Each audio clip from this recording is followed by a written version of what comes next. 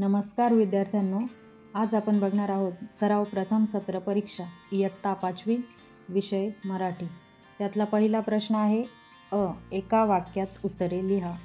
त्यामध्ये पहिला आहे मुंग्या गंधकण केव्हा सोडतात। उत्तर आहे अन्नाचा साठा सापडल्यावर वसाहतीकडे परत येताना व संकट आल्यावर सावधानतेचा इशारा देताना मुंग्या गंधकण सोडतात। 2 नंबरचा प्रश्न आहे बाईंना पत्र लिहिणाऱ्या मुलीचे नाव काय। उत्तर आहे बाईंना पत्र लिहिणाऱ्या मुलीचे नाव उर्मिला माने असे आहे। प्रश्न क्रमांक 3 शेंगांच्या वावरातून जाताना आलेला आवाज ऐकून जनाईला काय वाटले। उत्तर आहे शेंगांच्या वावरातून जाताना आलेला आवाज ऐकून जनाईला विमान चालल्यासारखे वाटले। प्रश्न क्रमांक 4 चित्रातील भिंती कशा तयार होतात। उत्तर आहे नेमक्या 4 रेषांमधून चित्रातील भिंती तयार होतात। प्रश्न क्रमांक 5 बैलांच्या गळ्यात काय आहे। उत्तर आहे बैलांच्या गळ्यात घुंगरांच्या माळा आहेत। टच आ नावे लिहा कोणतेही 3। कविताचे प्रशिक्षक। उत्तर आहे विजेंद्र सिंग। 2 नंबर लाडू बांधण्यासाठी उपयुक्त पीठ। उत्तर आहे सोजीचे। 3 नंबर भूदान चळवळ सुरू केली। उत्तर आहे आचार्य विनोबा भावे। माळीण दुर्घटनेचा इशारा देणारी संस्था। उत्तर आहे नासा। आता आपण बघणार आहोत प्रश्न क्रमांक 2 2-3 वाक्यांत उत्तरे लिहा कोणतेही 2। प्रश्न क्रमांक 1 त्यातीलच वाघाचे क्षेत्र कशावरून ओळखता येते। उत्तर आहे आपल्या पावलांचा आवाज होऊ नये म्हणून वाघ पालापाचोळ्यातून चालत नाही। तो पाऊलवाटेवरून किंवा नदी नाल्याच्या पात्रातून वाळूवरून चालतो। अशा पाऊलवाटा किंवा नदी नाल्यातली ओली वाळू तपासावी, त्या मातीत वाघाचे पाऊल ठसे आढळतात, त्यावरून वाघाचे क्षेत्र ओळखता येते। आता आपण बघणार आहोत 2 नंबरचा प्रश्न राजाने शिकार करण्याचे का सोडले। तर उत्तर आहे तुकडोजी महाराजांनी राजाची चूक लक्षात आणून दिली व राजाला अहिंसेची शपथ घ्यायला लावली म्हणून राजाने शिकार करण्याचे सोडले। त्यातीलच प्रश्न क्रमांक 3 आहे शिक्षक विद्यार्थ्यांना घेऊन लगेच घटनास्थळाकडे का निघाले। उत्तर आहे एका तरुणाने शाळेत जाऊन गुरुजींना अपघाताविषयी कळवले। त्याने हात जोडून गुरुजींकडे विद्यार्थ्यांची मदत मागितली।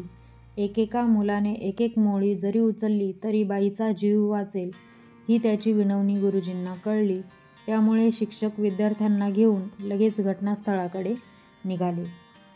तर बघा आता आपण बघणार आहोत प्रश्न क्रमांक 3 त्यातील समानार्थी शब्द लिहा कोणतेही 2। त्यामध्ये 1 नंबरला आहे नदी। नदीचा समानार्थी शब्द आहे सरिता। 2 नंबर सण। समानार्थी शब्द आहे उत्सव। 3 नंबरला क्रीडा। समानार्थी शब्द आहे खेळ। 4 नंबरला आहे राघू। समानार्थी शब्द आहे पोपट। आता आपण प्रश्न क्रमांक 3 मधीलच बघणार आहोत। त्यामध्ये आहे विरुद्धार्थी शब्द लिहा कोणतेही 2। त्यामध्ये 1 नंबरला आहे अभिमान। अभिमानचा विरुद्धार्थी शब्द आहे दुरभिमान। 2 नंबरला आहे भरपूर। भरपूरचा विरुद्धार्थी शब्द आहेत कमी। 3 नंबरला आहे फरक आणि त्याचा विरुद्धार्थी शब्द आहे साम्य। 4 नंबरला आहे आडवी आणि त्याचा विरुद्धार्थी शब्द आहे उभी। आता आपण बघणार आहोत प्रश्न क्रमांक 3 मधीलच पुढील वाक्यातील नामे ओळखा। त्यामध्ये कोणतेही 2। त्यातील पहिला आहे माणसाप्रमाणे मुंग्या नक्कीच बोलत नाहीत। यातील नाम आहे माणूस आणि मुंग्या। 2 नंबरला आहे संतोष दररोज अभ्यास करतो। यातील नामे आहेत संतोष आणि अभ्यास। 3 नंबर आहे सुरेश माझा मित्र आहे। यातील नामे आहेत सुरेश आणि मित्र।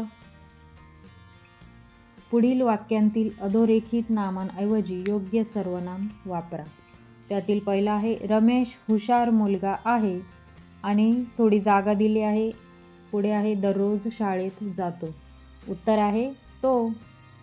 आता 2 नंबरला आहे कविता आंतरराष्ट्रीय धावपटू आहे। थोडी जागा आहे आणि अनेक स्पर्धा जिंकल्या, तर यातील सर्वनाम काय आहे? तिने. पुढील प्रश्न क्रमांक 3 मधीलच आपण ई बघणार आहोत. त्यामध्ये आहे, पुढीलपैकी कोणत्याही एका वाक्प्रचाराचा अर्थ सांगून वाक्यात उपयोग करा. तर पहिला वाक्प्रचार आहे ओढाताण होणे. त्याचा बघा पुढे, धावपळ होणे. तर आता त्याचं वाक्य काय आहे? शाळेत जाण्या अगोदर घरकाम आवरताना सविताची खूप ओढाताण होते. 2 नंबरला वाक्प्रचार आहे हायसे वाटणे. त्याचाच अर्थ काय आहे? समाधान वाटणे. आणि वाक्य काय आहे? कविताची स्पर्धा परीक्षा यशस्वीरित्या पार पडल्यामुळे सर्वांना हायसे वाटले. आता प्रश्न क्रमांक 4 आहे दंश करणारे 2 कीटक. तर दंश करणारे 2 कीटक कोणते आहेत? विंचू आणि मच्छर. 2 नंबरला अन्नसाठा करणारे 2 कीटक. तर त्यातील पहिला आहे मधमाशी आणि 2 मुंगी. आता आपण प्रश्न क्रमांक 4 मधीलच ब बघणार आहोत. 2 पाळीव प्राण्यांची नावे लिहा. तर 1 नंबरला आहे कुत्रा आणि 2 नंबरला आहे मांजर. 3 नंबर म्हणजेच प्रश्न क्रमांक 4 मधील क आपण बघणार आहोत. त्यामधील एक आहे 2 बैठे खेळ. त्यामध्ये एक आहे बुद्धिबळ आणि 2 नंबरला कॅरम. त्यातीलच दुसरं 2 मैदानी खेळ. 1 नंबरला आहे क्रिकेट, 2 नंबरला आहे फुटबॉल. प्रश्न क्रमांक 4 मधीलच आपण ड बघणार आहोत. तुम्हाला कोणता खेळ आवडतो? का? याविषयी 4 वाक्य लिहा. आता बघा, क्रिकेट हा 11 खेळाडूंच्या 2 संघामध्ये खेळला जाणारा एक लोकप्रिय खेळ आहे. यात फलंदाजी, गोलंदाजी आणि क्षेत्ररक्षण या 3 मुख्य क्रिया असतात. ज्यात फलंदाज धावा काढतो आणि गोलंदाज व क्षेत्ररक्षक ते रोखण्याचा प्रयत्न करतात. मैदानावर एक खेळपट्टी असते, ज्याच्या दोन्ही बाजूंनी यष्टी विकेट लावलेल्या असतात. सर्वाधिक धावा करणारा संघ जिंकतो आणि हा खेळ बॅट व बॉल वापरून खेळला जातो. आता त्याच प्रश्नातील प्रश्न क्रमांक 4 मधील ई आपण बघणार आहोत. प्रश्न आहे पणा हा प्रत्यय लावून 2 शब्द तयार करा. तर पहिला शब्द आहे वेडेपणा आणि दुसरा आहे शहाणपणा. प्रश्न क्रमांक 5 त्यामध्ये आहे पुढील विषयावर 10 ओळी लिहा. त्यातील पहिला आहे माझा आवडता पक्षी किंवा प्राणी. तर आपण बोलूयात चिमणी.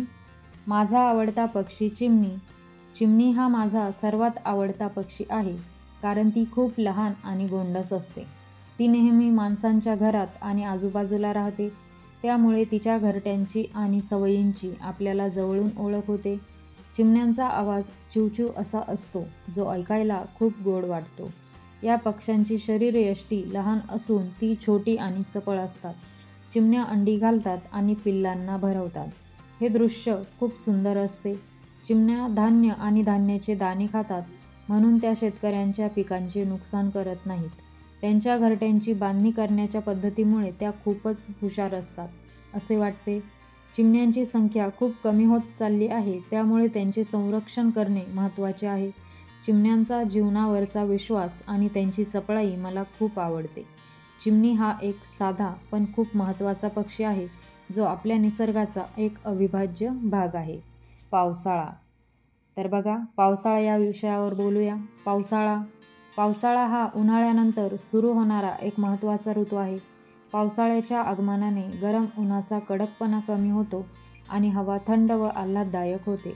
पावसाच्या सरींमुळे धरती हिरवीगार होते आणि सगळीकडे प्रसन्नता पसरते. या ऋतूत नद्या, नाले आणि विहिरी भरून वाहतात, ज्यामुळे पाणी टंचाईची समस्या दूर होते. पावसाळा शेतीसाठी खूप महत्त्वाचा असतो, कारण पिकांना आवश्यक ते पाणी मिळते. शेतकरी या हंगामाची आतुरतेने वाट पाहतात, कारण त्यांच्या शेतीचे उत्पादन यावर अवलंबून असते. लहान मुले पावसाळ्यात कागदाच्या बोटी बनवून आणि डबक्यांवर खेळण्याचा आनंद घेतात. पावसामुळे हवेची गुणवत्ता सुधारते आणि सजीव सृष्टीला नवचैतन्य मिळते. पावसाळा निसर्गाच्या जीवनचक्राला चालना देतो आणि पर्यावरणाला पुन्हा ताजेतवाने करतो. एकूणच पावसाळा हा एक आनंददायक आणि जीवनदायी ऋतू आहे. तर विद्यार्थी मित्रांनो, इझी सोल्युशन चॅनलवर सर्व विषयांचे स्वाध्याय अपलोड करत आहोत. चॅनलला सबस्क्राईब करा आणि सोप्या भाषेतील स्वाध्याय अभ्यासा. Thanks for watching.